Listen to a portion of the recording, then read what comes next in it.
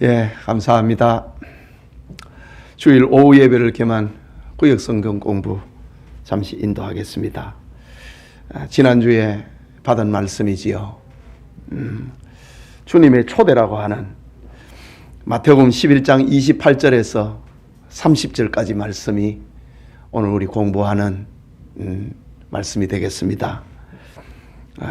설교 원고는 주보에 실려 있고 또 문제도 주보에 실려 있으니까 그걸 참고하시면 되겠습니다. 설교문을 중심으로 크게 6가지 질문을 제시를 했습니다.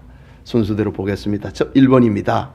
수고하고 무거운 짐진 자들이란 역사적으로 그리고 궁극적으로 누구를 가리키나요?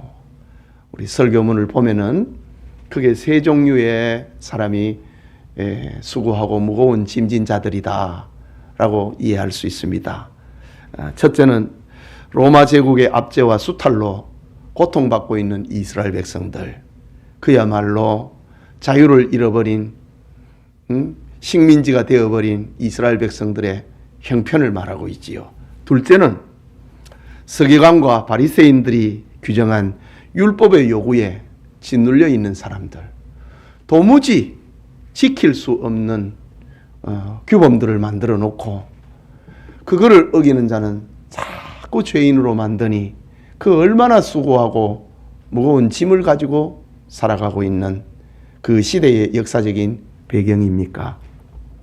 그리고 마지막으로 이제 죄로 인하여 불안해하며 하나님의 심판의 두려움에 눌려 있는 사람들, 바로 이 세 번째가 궁극적인 수고하고 무거운 짐진 자들의 이야기지요.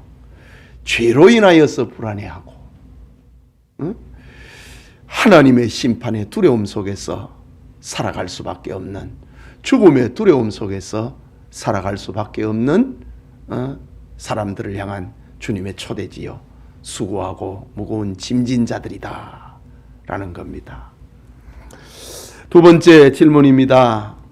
주님의 초대는 어떤 능력의 특징을 가지고 있나요? 주님의 초대는 그 능력이 어떤 힘을 가지고 있는가? 라는 질문입니다. 설교문에서 우리가 얻을 수 있는데, 예수님의 초대는 인생의 근본 문제를 해결하는 능력을 가지고 있습니다. 이거는 이제 세상에서의 초대에서 누리지 못하는 거잖아요. 그러나 주님의 초대는 인생의 근본 문제를 해결을 하는 힘을 가지고 있다. 그리고 또 하나는 이 주님의 초대는 연속적이고 계속적인 효력을 발휘하는 힘을 가지고 있다. 그래서 우리가 예수님을 처음 믿을 때에도 주님의 초대가 그 효력을 발휘하는 것처럼 지금도 나에게 주님의 초대는 언제든지 유효하고 우리가 이 세상을 마감을 하는 그날까지 주님의 초대는 유효한 것입니다. 이것이 주님의 초대의 그 어떤 효력입니다. 그 특징입니다. 인생의 근본 문제를 치료한다. 그냥 반창고 붙여놓는 그 정도가 아니고 인생의 근본 문제를 치료하는 주님의 초대다. 그리고 또 하나는 계속적이고 연속적인 효력을 가지고 있는 주님의 초대다.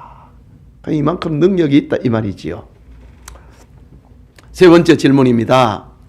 다 내게로 오라고 하는 주님의 초대는 무엇을 약속을 하고 있나요? 다 내게로. 세상에 누가 감히 이런 말을 할 수 있었습니까? 아무도 없습니다. 영웅호걸이 가인과 제사도 감히 이런 말을 할 수가 없었습니다. 왜냐하면 자기 부족을 다 알고 있기 때문에, 자기 죄인됨을, 자기의 능력을 알고 있기 때문에 다 내게로 오라고 말을 못합니다. 그러나 예수님은 하나님의 아들이고 우리의 구주시기 때문에 다 내게로 오라고 합니다. 그러면서 무엇을 약속을 한다? 쉬게 해주겠다. 이 세상에 자기에게 오는 사람을 누가 쉬게 해줄 수 있습니까? 주님만이 할 수 있는 것이다 라는 말입니다. 네 번째 질문입니다. 세상이 주는 것과 다른 주님이 주시는 평안의 특징은 무엇인가? 세상이 주는 것과 다른 주님이 주시는 그 평안의 특징이 뭐냐? 답을 세 가지를 찾아서 넣으라고 하는 비워놨지요. 첫째는 가장 가난한 사람이라도 부자보다 더 즐겁게 된다. 가장 슬픈 사람도 마음 가지를 가진 사람보다 더 행복해진다. 가장 괴로운 사람도 가장 유복한 사람보다 더 평안하게 된다. 이게 세상이 주는 것과 다른 주님이 주시는 평안입니다. 가장 가난한 사람, 가장 슬픈 사람, 가장 괴로운 사람이라 할지라도 세상이 가져다 주는 그 어떤 것을 가진 사람보다도 더 행복해진다. 주님이 주시는 평안이 그런 것이다 라고 합니다. 다섯 번째 질문입니다. 주님이 주시는 쉼을 얻기 위해서 사람이 해야 할 일은 무엇인가요? 지난주 설교의 마지막 그 대지에 나오는 내용입니다. 주님께서 우리에게 쉼을 준다고 약속을 하고 있는데 우리가 해야 할 것이 있다 이거죠. 그 세 가지가, 첫째는 다 내게로 오라고 합니다. 주님에게 와야 됩니다. 그리고 나의 멍에를 메라고 했습니다. 셋째는 내게 배우라. 주님에게 오지 않는 자는 쉼을 얻을 수 없다. 주님에게 왔는데도 쉼을 얻지 않는 자는 주님의 명예를 매지 않았기 때문이다. 기도해라. 주의를 성수해라. 감사해라. 이거 주님의 명예거든요. 이런 명예를, 주님이 주시는 명예를 매지 아니하면 쉼을 얻을 수 없습니다. 그리고 해야 할 일은 주님을 배워야 된다. 배운다고 하는 것은 닮아가는 겁니다. 우리가 주님의 성품을, 주님의 사랑을, 주님이 그 하시는 일을 닮아갈 때에 우리 마음에 평안을 얻는다. 이것이 지난주에 받았던 그 메시지의 핵심입니다. 주님에게 와야 된다. 주님의 멍에를 메야 된다. 그리고 주님을 닮아가야 된다. 그러면은 너희 마음이 쉼을 얻을 것이다. 이거는 세상이 주는 것하고는 다른 것이고 세상의 방법하고도 다른 것입니다. 우리 가정에서, 구역에서 예배를 드리는 우리 교우들에게 주님에게로 오고 주님의 멍에를 메고 그리고 주님을 배우고 닮아가는 그런 축복이 있길 바랍니다. 마지막에 다음 빈칸을 채워보세요. 설교문에 실려있는 네 개의 문장을 이렇게 실었는데 빈 공란을 한번 채워보라 라는 겁니다. 알렉산더, 징기스칸, 나폴레옹, 이들은 무엇으로 세상과 경쟁을 했는가? 알렉산더, 징기스칸, 나폴레옹, 이들은 정복자잖아요. 무력으로 세상과 경쟁했다. 뉴턴이나 갈릴레이나 다윈이나 아인슈타인은 다 과학자들입니다. 과학으로 세상과 경쟁을 했다. 공자, 석가, 마호메트, 이들은 무엇으로 세상과 경쟁을 했다? 윤리와 도덕으로 세상과 경쟁을 했습니다. 그러나 어떤 사람도 이 세상과 경쟁하여 무엇을 얻은 사람은 없다?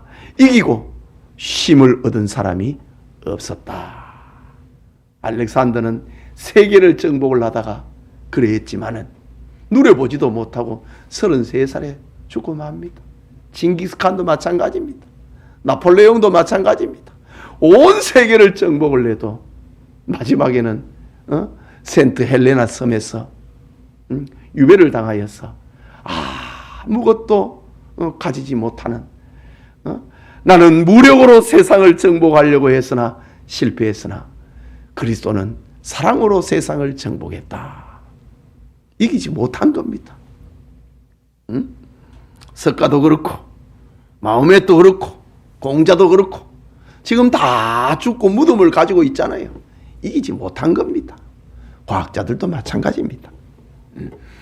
빈 공란, 세상과 경쟁하여 이기고 쉼을 얻은 사람은 없습니다.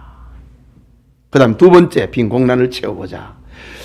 이것을 너희에게 이르는 것은 너희로 어디에서 평안을 누리게 하려 함이라? 내 안에서, 지금 예수님의 말입니다. 예수님 안에서 평안을 누리게 하려고 지금 예수님이 제자들에게 이 말을 하고 있는 겁니다. 세상에서는 너희가 환난을 당하나 담대하라. 내가 세상을 무엇했다? 이겼노라. 세상을 이긴 분은 예수님밖에 없다 이거지요. 죄를 이기고 죽음을 이긴 이는 예수님밖에 없습니다. 내가 다 이루었다고 말씀하신 이는 예수님밖에 없는 겁니다. 세 번째 질문입니다. 빈 공란을 채워보자. 평안을 너희에게 끼치노니 곧 무엇을? 나의 평안을 너희에게 주노라. 나의 평안입니다. 내가 너희에게 주는 것은 세상이 주는 것과 같지 아니하리라. 너희는 마음에 무엇하지도 말고 무엇하지도 말라. 근심하지도 말고 두려워하지도 말라.